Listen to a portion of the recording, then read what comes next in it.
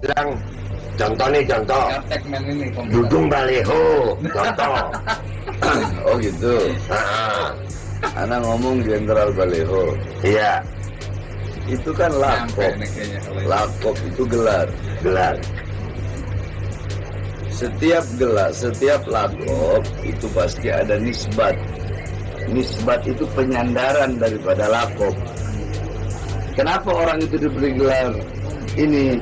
Penyandarannya apa? Contoh, kalau di kita ya, ada orang dipanggil Keling. Lakop, gelarnya Keling. Padahal bukan Keling dia, namanya bukan Keling. Tapi kenapa dipanggil Keling? Oh, nisbatnya ya karena dia hitam. Kan gitu. Iya. Ada orang dipanggil Bogel. Kenapa Bogel? Nisbatnya apa? Penyandaran Bogel itu apa? Karena dia bola. Iya. Nah, terus seperti contoh Imam Hatim Al-Asom. Al-Asom itu artinya tuli.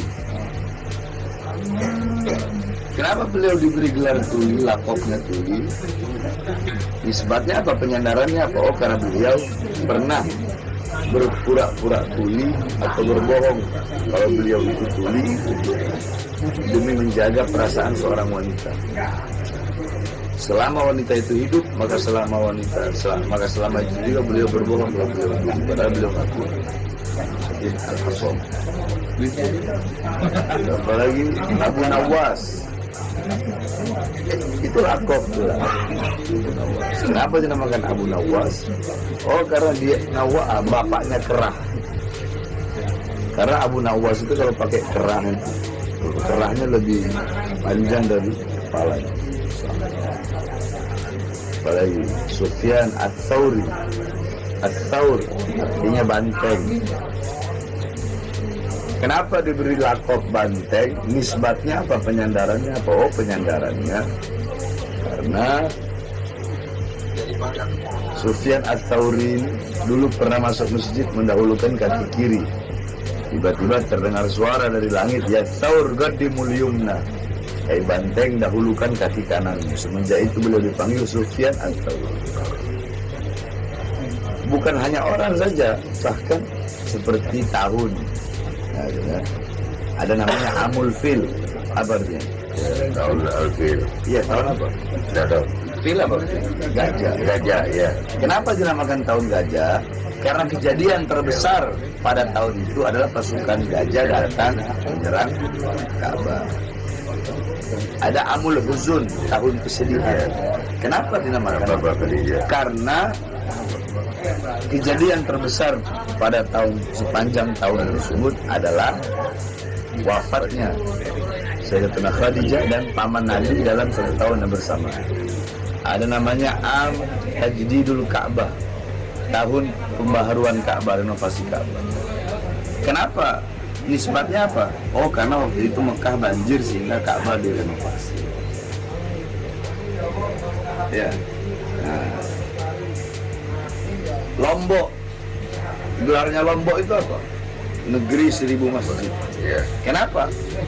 Lakopnya itu karena penyandarannya banyak masjid kan. Ya.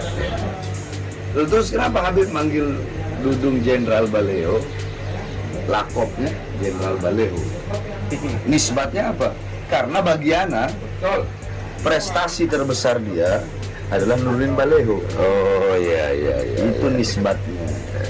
Jadi kan nggak jelek juga sebenarnya ya. Ya kalau dia perang sama OPM ya anak panggil Jenderal Pemberantas OPM. Nah, iya. Karena perangnya sama Baleho, ya, mereka Jenderal Baleho. Nisbatnya itu. Nisbatnya berdasar berarti ya. Ya iyalah, mana caci maki di mana? Nggak ada caci maki kok. Baperan orang-orang ini. Iya, tanggapannya antum, Beb. Antum kan ini ngomongin soal Dudung ini kan kepada Dudung. Terus ada Husin ini ikut melaporkan antum ini, Beb. Ana ini nggak kenal sama Husin. Ana baru kenal kemarin-kemarin aja lihat.